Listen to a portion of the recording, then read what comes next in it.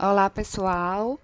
Então, estamos aqui novamente para dar continuidade a nosso conteúdo da disciplina de processamento de pescado.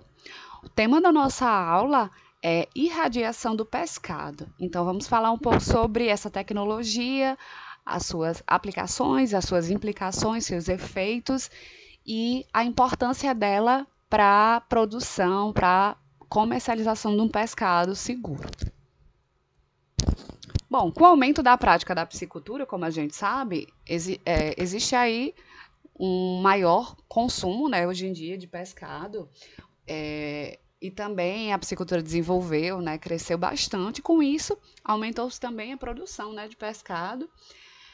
E com esse aumento, viu-se a necessidade de aplicação de métodos mais eficientes de comercialização com relação à vida de prateleira, né? A tornar mais extensa essa vida de prateleira do pescado. E aí, com o aumento de produção, gerou-se um volume maior, né? Um volume movimentado de expansão do comércio internacional. E a gente sabe que quanto maior essa movimentação, esse volume, essas exigências do mercado internacional, né, vai ser importante e necessário entregar um produto de alta qualidade.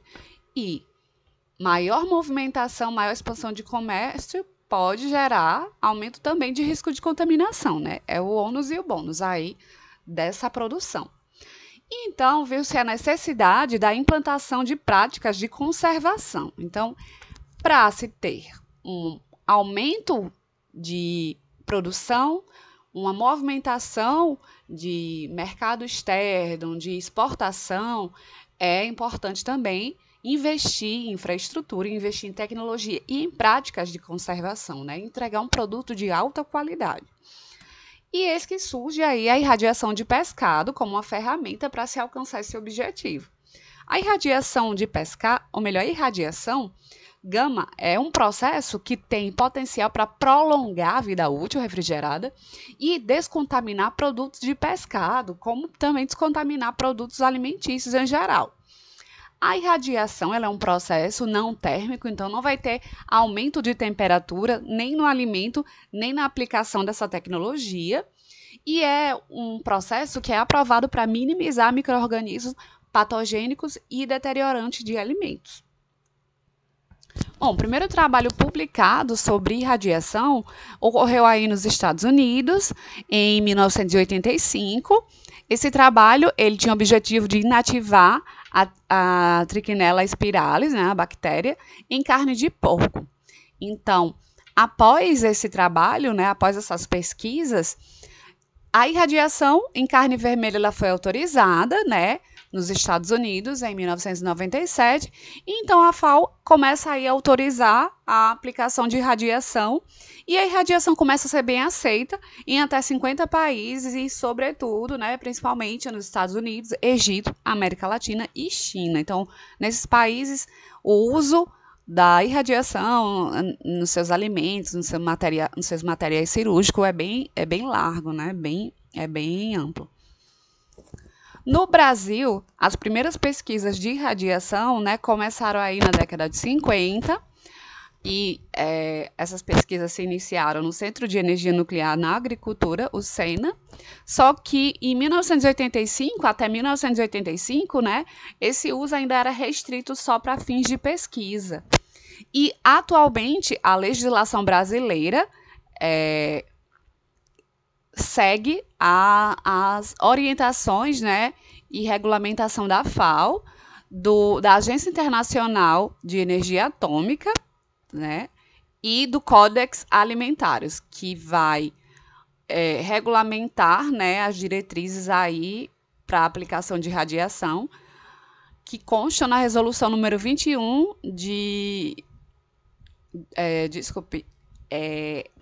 a resolução número 23, no dia 21 de janeiro de 2001. Então, corrigindo, a resolução é número 21, realmente, e é de 26 de janeiro de 2001. E o que consta nessa resolução é a seguinte norma. Qualquer alimento pode ser irradiado desde que sejam respeitados os limites mínimos e máximos da dosagem aplicada, sendo que a dose mínima deve ser suficiente para alcançar a finalidade pretendida e a máxima inferior àquela que comprometeria as propriedades funcionais e sensoriais do alimento. Então, logo aqui a gente já vê que a radiação, que é aplicada, a tecnologia que é aplicada em alimentos, ela vai ser sempre respeitando esses limites, né? É uma radiação com dose mínima que seja eficiente para minimizar esses riscos com contaminação e também que ela não seja superior, né, máxima, ao ponto de prejudicar esses alimentos no que se refere a propriedades funcionais, e também ao teor nutricional e sensoriais. Então, essa resolução deixa bem claro que ela vai sempre buscar essa qualidade e segurança na aplicação da irradiação. Bom, aqui eu trouxe uma ilustração para a gente ter ideia, né, do que seriam essas ondas, né, essa radiação, né, e como a gente pode perceber aqui, essas radiações que a gente fala, elas vão ocorrer, né, elas existem aí no nosso cotidiano e estão desde ondas de rádio, ondas de micro-ondas, infravermelho, né, que são radiação não ionizante, até essa parte, né, de raio-x, raio gama, raios cósmicos, que são radiação ionizante, certo? E aqui abaixo vai ter a frequência delas, até aonde vai, nesse nível que são aplicados, né, os alimentos, como os raios gama. Também é aplicado raio-x, mas para alimentos eles utilizam mais raio gama. E também a energia. Bom, o Códex Alimentários, ele vai regulamentar medidas de controle e padrões de segurança. Então, o que o Códex vai apresentar, o que ele descreve é que alimentos irradiados e destinados à exportação, eles devem apresentar um documento de embarque. Nesse documento de embarque tem que constar a identificação do irradiador, constar também o lote, dose e outros detalhes do tratamento. É necessário alimentos devidamente embalados e etiquetados e utilizar o termo irradiado ou tratado por radiação. Então, é obrigatório que esse alimento, esse produto, ele já tenha essa identificação, né, apresentada ao consumidor. E o símbolo internacional para alimentos irradiados é esse daqui, certo? Então, esse símbolo, quando você vê um alimento, esse determinado símbolo, já sabe que o alimento passou por um tratamento de radiação, né? Radiação ionizante. Sobre tecnologia da irradiação. Segundo o IAE, que é a Agência Internacional de Energia Atômica, a radiação ela pode ser de diferentes intensidades, dependendo do nível de energia emitido. Então, pode ser de baixa intensidade ou longas, e aí um exemplo é o micro-ondas ou ondas de rádio. Energia radiante intermediária, que um exemplo vai ser a luz visível, luz infravermelho e calor. Energia radiante de alta intensidade, que seria o decaimento radioativo de radioisótopos de urânio, certo? E aqui para a gente entender também mais uma ilustração, né? Onde estão as ondas de rádio, micro-ondas, infravermelho, luz visível, ultravioleta, raio-x e raio gama. Então, a gente vê aqui, né, a intensidade que vai crescendo, né? As características da radiação de alto nível, ela pode causar ionização no meio. Outro ponto dessa irradiação é que ela remove, né, elétrons de suas órbitas, gerando íons ou radicais livres. E aí vai ser a chamada radiação ionizante. Os raios gamas. Então, esses raios gamas, eles vão irradiar alimentos que não ionizam átomos diretamente. É assim que funciona, que trabalham esses raios gama. Mas esses raios gama, eles também podem, né, transferir energia para outras partículas atômicas. E aí eles podem interagir com outros materiais, formando íons, certo? E os raios gamas podem passar para o tecido vivo sem interagir com eles. Então, esse raio gama ele é o mais adequado para fazer a irradiação em alimentos. Por quê? Porque, tá aqui a resposta, porque eles passam por tecidos sem interagir com eles, não vão causar alterações, não vão aumentar a radiação que já existe, né, no alimento. E o motivo seria porque o comprimento de onda é muito pequeno, né? Então, o raio gama, ele não vai interagir com os tecidos dos alimentos e o motivo é o comprimento de onda que é muito pequeno. A tecnologia da irradiação ela é aprovada e regulamentada pelo FDA e pelo Código de Regulamentações Federais, certo? Internacional. E o regulamento para o uso em alimentos, né, de raios gamas emitidos de radioisótopo cobalto-60 e césio-137. São as radiações utilizadas. Como também os aceleradores de elétrons gerados por máquinas, né, ocorre essa radiação, né, essa radiação gama, principalmente. A energia emitida pelo raio-x também pode ser utilizada, como eu mencionei anteriormente, mas ela vai apresentar um menor nível energético e menor poder de penetração nos tecidos. Então, por isso que ela não é tão utilizada. Ela pode, mas ela não é a mais recomendada, né? A mais recomendada são os raios gama. A dose absorvida é a quantidade de energia absorvida por quantidade de massa do material irradiado. A unidade é o G-ray, né, que a gente vai chamar de KJ, né, KJ. Que essa medida ela vai ser equivalente à energia de 1 joule absorvido por 1 kg de material. Bom, com relação à irradiação de alimentos. Então, os alimentos eles têm que ser embalados ou a granel, né? E a quantidade ela é minuciosamente controlada de radiação ionizante que vai ser aplicada, não vai ser uma quantidade aleatória, tudo é bem controlado. E o tempo vai ser pré-fixado de acordo com o objetivo determinado. Se você quer esterilizar, se o objetivo vai ser reduzir uma determinada sobrevivência de micro-organismos, certo? Então, vai ser o tempo e as doses vão ser de acordo com os objetivos determinados. Outro ponto a se mencionar é que não aumenta o nível de radioatividade normal dos alimentos, né? E não existe aumento significativo da temperatura durante o processo. Como eu já havia mencionado, não é um processo térmico. Essa tecnologia de irradiação tem pessoas que já ouviram falar, tem pessoas que não fazem ideia, né, que existe, mas ela já é comum e utilizada com outros objetivos, não só de utilizar para conservação de pescado, né? Essa tecnologia é muito comum nos Estados Unidos e é aceita com o intuito de promover segurança do alimento e prolongar o tempo de vida útil. E existem inúmeras pesquisas com a irradiação voltada para inibição do brotamento de batata, brotamento de cebola. Isso é muito importante quando se vai fazer uma exportação, né, desses alimentos, né, desses vegetais. Também é utilizada a irradiação para fazer o retardo do amadurecimento de frutas, e aí vão utilizar baixas doses, que são doses abaixo de 1 kJ. Eu estou com dúvida com relação à pronúncia.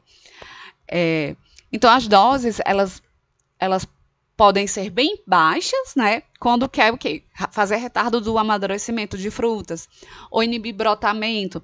E aí tem doses intermediárias, doses entre 5 e 10, eles vão aumentar a vida útil de alimentos e vão reduzir carga microbiana, né? Eliminando micro-organismos, os micro-organismos não esporulados em condimentos, né? Em carne de aves e pescado, eles são reduzidos com a aplicação dessas doses de radiação, certo? A irradiação em alimento ela é definida também por 3 processos que não envolvem calor, que seriam radurização, radicidação e radapertização. Radurização, ela equivale a uma pasteurização a frio e ela tem o objetivo, né, de inativar bactérias não formadoras de esporos. Ela vai aplicar doses baixas. Então, quando se falar em radurização, a gente imagina que é aquela pasteurização a frio e são doses baixas. Radicização, esse processo ele vai reduzir o número de bactérias patogênicas viáveis, bactérias não produtoras de esporos e parasitas também vão reduzir sua sobrevivência. Já na radicização, as doses são intermediárias, entre 2 a 8 kDa, e por último, tem a radapertização, que seria uma esterilização a frio. Então, ela já faz um tratamento mais completo, né? Mais intenso. Essa esterilização a frio, ela é capaz de eliminar bactérias altamente patogênicas, como o conhecido e tão maléfico aí o Clostridium botulinum, né? E aí, para se eliminar essa bactéria, vão ser necessárias doses acima de 10 kDa. A irradiação de materiais de higiene também é um âmbito aí de aplicação, material médico-cirúrgico. E para fazer essa esterilização, né, são aplicadas doses acima de 10 também. Essencialmente, é um processo frio, né, que não vai causar aumento de temperatura, né, ressaltando mais ainda esse ponto. E aqui são imagens de aplicação de radiação, né, que da esquerda para a direita a gente pode verificar aqui uma imagem de teleterapia, né, que é radioterapia, que é utilizado na medicina. A esterilização, né, utilizando aí em materiais médicos cirúrgicos. A outra imagem mostra a radiciação, certo? Que aí vai mostrar uma forma de alimento que foi aplicada essa radiciação e evitou o amadurecimento, por exemplo. A radurização de alimentos também vai promover esse fenômeno, né, esse comportamento, que aqui a gente pode ver, né, as duas bananas. No material irradiado ainda está verde, enquanto no controle que não sofreu nenhuma aplicação de radiação já está bem maduro. Então, essa aplicação de radurização, ela inibiu a maturação das bananas, certo? E é o que faz com diversos vegetais. Isso seria interessante para o comércio, para a comercialização, para a exportação, certo? Uma vez que a gente sabe que a banana amadurece muito rápido. Então, esse controle aqui, né, do processo de amadurecimento seria bem interessante para essas formas de comercialização. E sobre os procedimentos para a irradiação do pescado.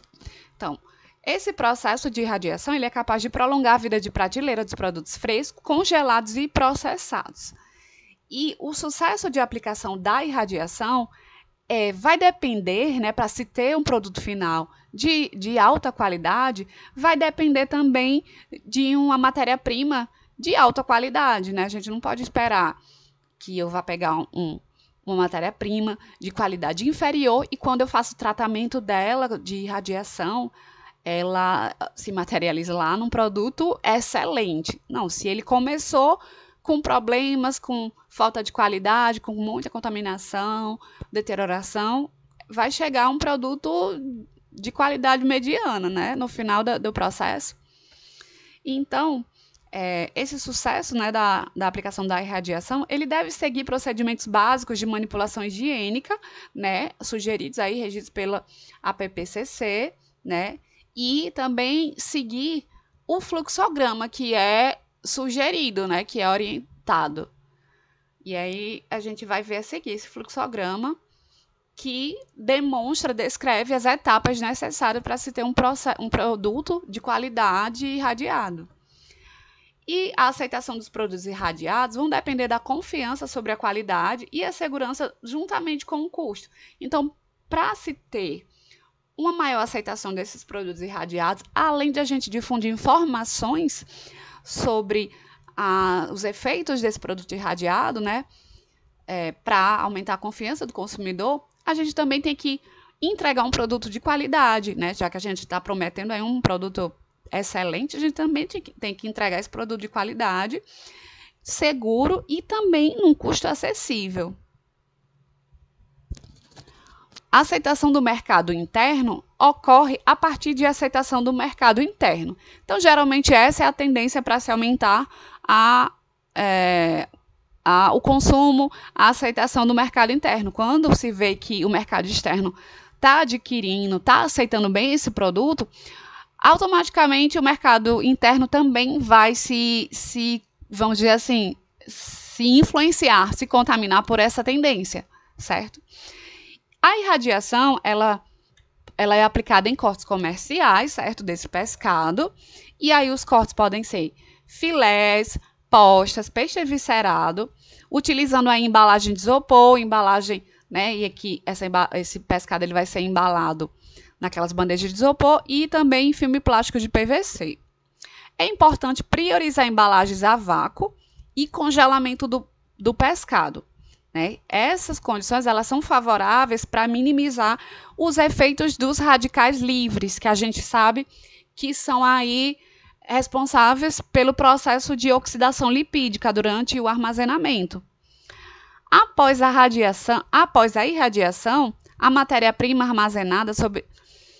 matéria-prima vai ser armazenada sob refrigeração ou congelamento. Então, é importante evitar essa exposição, esse contato do pescado irradiado com o oxigênio, e aí a gente utiliza essas embalagens adequadas e também vai manter em refrigeração ou congelamento. Bom, aqui é o fluxograma do que é recomendado, né, das etapas recomendadas no processo de irradiação do pescado.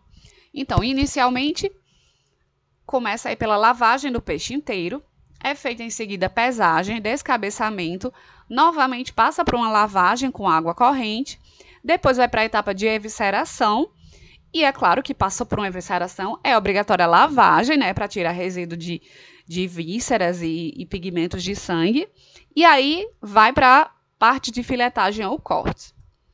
Passou por essa filetagem e cortes, vai para a lavagem desses cortes, desses filés. Depois, os filés, os cortes vão ser drenados em peneiras de aço inoxidável. Passa, então, por um acondicionamento a vácuo, né? Vai para essa parte da embalagem. Em seguida, congelamento. Aí, então, chega a fase da, finalmente, irradiação por fonte de cobalto 60. E após a irradiação, é feita a estocagem desses produtos, sendo que eles vão ser refrigerados ou congelados. E aí a gente vai apresentar um pouco sobre os efeitos, né, dessa irradiação no pescado. Então, falando aqui, né, algumas considerações sobre esses efeitos da irradiação do pescado, menciona-se que a utilização de irradiação em alimentos, ela é feita a partir de baixas doses, né? Essas baixas doses são capazes de preservar e manter o conteúdo nutricional, mantém também características físico-químicas e propriedades sensoriais. O que isso quer dizer? Eu tenho um pescado que vai passar por irradiação. Esse pescado ele não vai sofrer alterações significativas no sabor, na estrutura, na textura, na maciez do músculo, no odor, certo? Não vai perder ácidos gráficos, aqueles ácidos da família dos ômegas, não vai perder isso. Ele vai se manter ainda com esse teor nutricional, com essas características físico-químicas. Deve-se manter a manipulação segura da matéria-prima até que chegue no início do processo e após a irradiação. Não é porque o produto passou por uma irradiação que ele vai ficar estéril eternamente e não vai se recontaminar. Então, por isso tem que haver ainda uma manipulação segura, né, seguindo as orientações de controle higiênico-sanitário. E é importante fazer, né, essa manutenção com os cuidados novas contaminações após a irradiação. E os efeitos sobre os componentes físico-químicos e nutricionais. O que ocorre após essa irradiação? Então, com relação à composição química do pescado, essa composição química ela pode ser afetada de acordo com esse tipo de processamento, certo? O sabor, a textura, a estabilidade, a oxidação das gorduras, elas podem sim sofrer uma alteração, certo? Que seria um aumento da insaturação ou da variação dos antioxidantes naturais. Então, essas seriam as mudanças nos componentes físico-químicos e nutricionais. De acordo com o processo, né, o processo aplicado, pode ocorrer essa alteração dessas insaturações lá na composição química do pescado, do peixe, do camarão. Um exemplo seria o aminoferol, que é presente aí no camarão. Ele pode sofrer uma oxidação por enzimas polifenolases, certo? E aí transformar-se em melanina, causando esse aspecto escuro da carne. Então, para isso, é importante fazer uso de quê? De embalagem adequada, de manipulação segura, de seguir o fluxograma corretamente, de manter a temperatura ideal. Porque senão a gente pode ter essas alterações na composição. E os efeitos sobre os micro-organismos? O que ocorre aí que a irradiação pode gerar nesses micro-organismos? Então, o que se viu, né, na literatura é que a radiação ionizante ela atua nas bactérias contaminantes a partir de lesão dos ácidos nucleicos, né, especificamente, né, sobretudo no DNA. Então, é assim que a radiação vai destruir a sobrevivência desses micro-organismos. Ela vai ser aplicada, ela vai trabalhar bem lá, ela vai formar uma lesão nos ácidos nucleicos, né? Vai causar também desnaturação enzimática, também interfere, né? Vai alterar a membrana celular microbiana, pode causar uma ruptura dessa membrana celular microbiana. E isso, né, vai depender da dose, porque tem determinadas doses que não vão chegar a destruir essa sobrevivência, né, de micro-organismos. Então, essa dose tem que ser aplicada de acordo com o objetivo. Ocorre também a formação de produtos radiolíticos, certo, que são gerados no alimento e pode tornar o ambiente menos favorável para o desenvolvimento microbiano. Então, é assim que a radiação ela atua nesse trabalho de reduzir a sobrevivência de micro-organismos. Ela vai gerar produtos, esse produto vai tornar um ambiente do micro-organismo desfavorável para a sobrevivência dessas bactérias, desses parasitas, fungos, leveduras. Então, basicamente, é assim que a radiação atua na sobrevivência desses micro-organismos. A aplicação de radiação, ela é efetiva para o controle de micro-organismos causadores de doenças de origem alimentar, então, principalmente as DTAs, né, que são as doenças transmitidas por alimentos. Elas podem ser controladas, combatidas com a utilização da irradiação. Então, tem uma importância, né, significativa com relação a essa problemática, né, que são aí as DTAs. Então, a irradiação ela pode atuar de forma favorável nesse controle. A irradiação ela também pode combater, né, fazer o controle da E. coli, da Listeria monocytogenes, né, tão presente aí em pescado cru, né? Ela pode estar presente em sushi, sashimi. Também ela atua e ela é capaz de reduzir sobrevivência aí do Staphylococcus aureus, da salmonella e da Trichinella spiralis, bem como leveduras e fungos. A eficácia da dose ela está relacionada com o tipo de micro-organismo e com a quantidade presente no alimento antes da irradiação. E aí a gente vê a importância de ter uma matéria-prima de qualidade, uma matéria-prima, um pescado fresco, de fazer a manipulação correta para não chegar na fase da irradiação e o produto está todo contaminado. Por quê? Tá, a irradiação ela vai fazer essa minimização de contaminação, né? Enfim, vai diminuir a sobrevivência de micro-organismo patogênico. Mas isso depende também da quantidade que tem ali no alimento, né? Se tiver menos micro-organismo presente, vai ser uma aplicação bem mais eficiente. Ou seja, quanto maior a quantidade de micro-organismo, maior a dose. Então, se a gente chegar lá no processo da aplicação da irradiação, pegar uma matéria-prima, um pescado, um filé que esteja muito contaminado, vai ser necessário aumentar muito a dose. Aumentando a dose, talvez a composição físico-química sofra algum tipo de alteração, certo?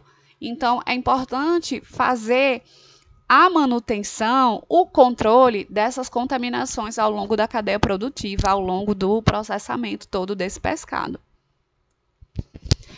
Os efeitos com relação aos ácidos graxos, né? Então, a utilização, né, o consumo desses alimentos, desse pescado que tem os ácidos graxos, os ácidos da família do ômega, é capaz de fazer aí uma redução da formação das placas ateromáticas, o que vai reduzir chance de mortalidade por doença cardiovascular. Entretanto, quanto maior o teor de ácidos graxos poliinsaturados, na presença de oxigênio, mais rápida vai ocorrer a oxidação durante o armazenamento, mais rápida ocorre essa rancidez, que não é nada desejada. Então, como é que a irradiação vai atuar nesse sentido? E aí a irradiação, ela tem alguns critérios, né, alguns parâmetros. É mais interessante que para utilizar a irradiação, para aplicar a radiação, seja em espécies magras, né? As espécies magras, elas são mais adequadas nesse processo de irradiação, certo? Por quê?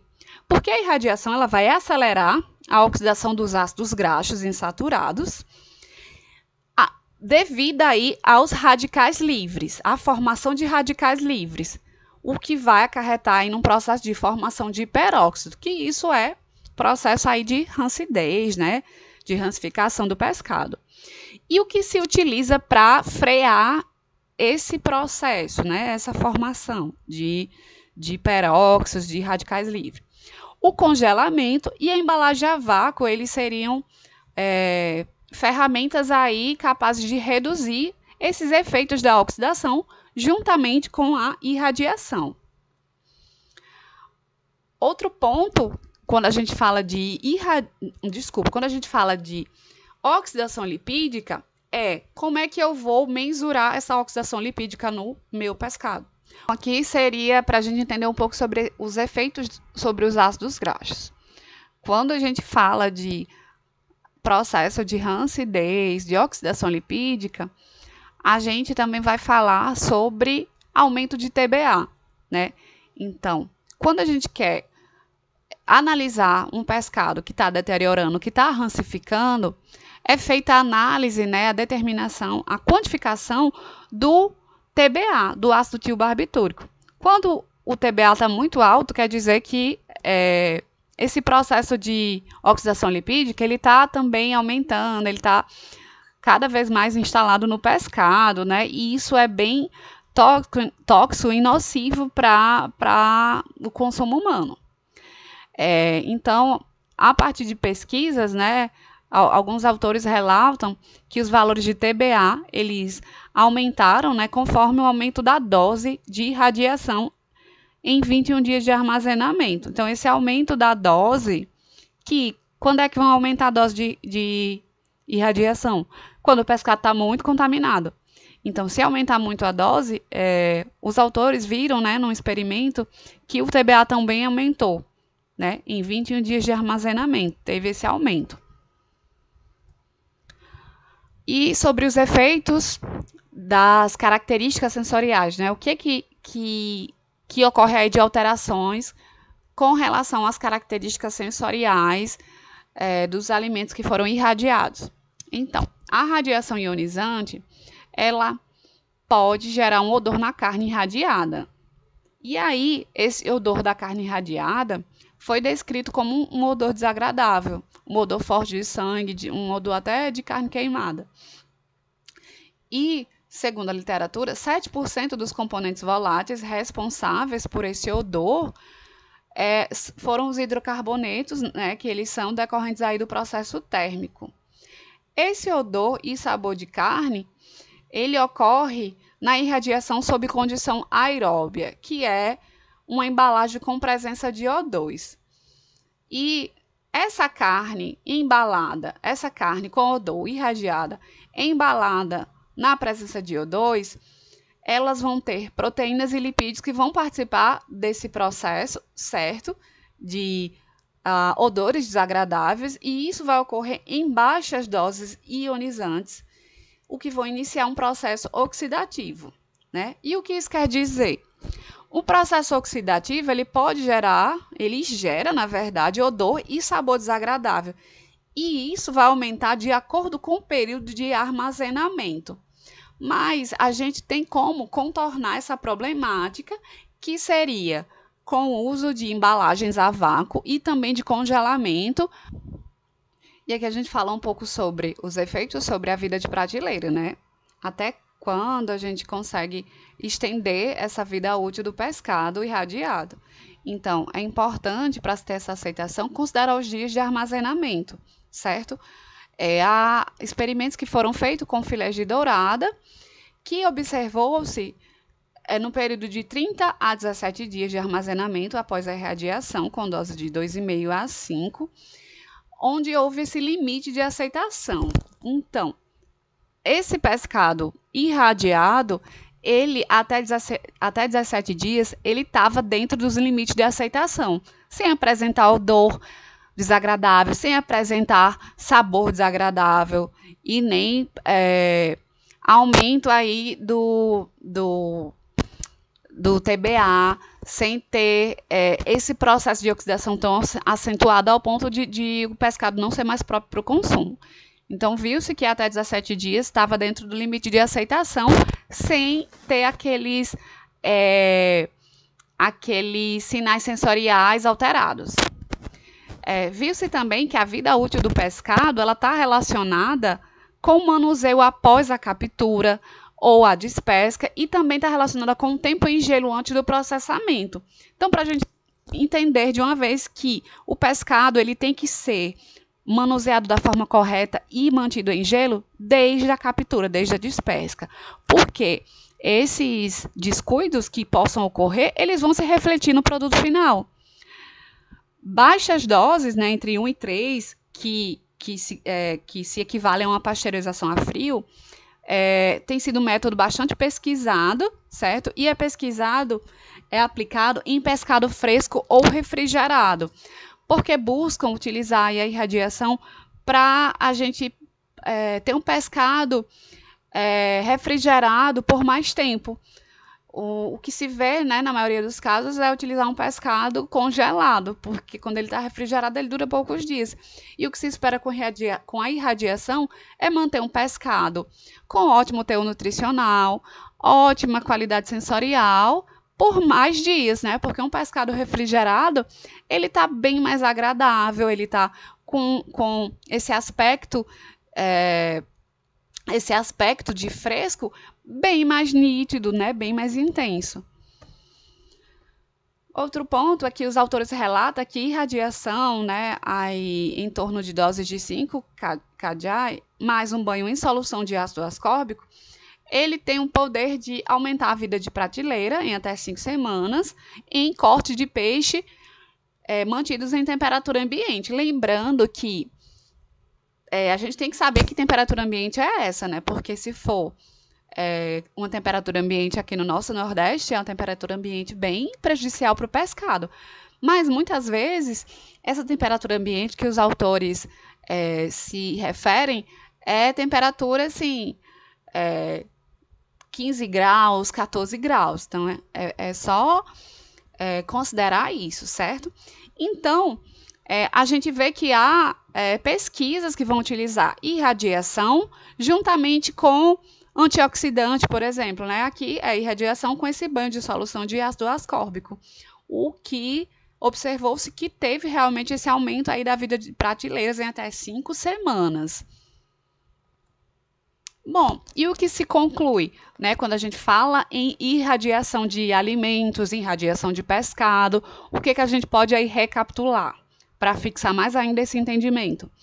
Então, a utilização da radiação gama, ela se configura como uma alternativa para prolongar a vida de prateleira do pescado, com o intuito aí de preservar a qualidade físico-química e nutricional, e segundo pesquisas é o que ocorre. Essa radiação gama, ela preserva, de fato, essa qualidade físico-química e nutricional. Ela também é capaz, né, a radiação gama, de garantir a segurança microbiológica, pois trata-se de uma técnica segura e eficiente, né, no controle de micro-organismos causadores de doenças alimentares. E com relação às características sensoriais, observou-se que a irradiação ela vai apresentar, sim, efeitos secundários da aplicação dessa tecnologia, mas essa problemática pode ser contornada, minimizada com o uso de embalagens e temperaturas adequadas durante o processamento. Então, quando a gente falou anteriormente que observou-se um sabor desagradável na carne irradiada, ou então apresentou uma rancidez em tantos dias, isso pode ser contornado com o uso de embalagens e temperaturas adequadas, bem como o controle e a manutenção das práticas de segurança, né, de controle higiênico-sanitário. Então, é importante frisar isso. Bom, e é isso que eu tinha para passar para vocês, esse conteúdo. Espero que tenha sido proveitoso e obrigada pela atenção. Até a próxima aula, que vai ser a nossa última aula.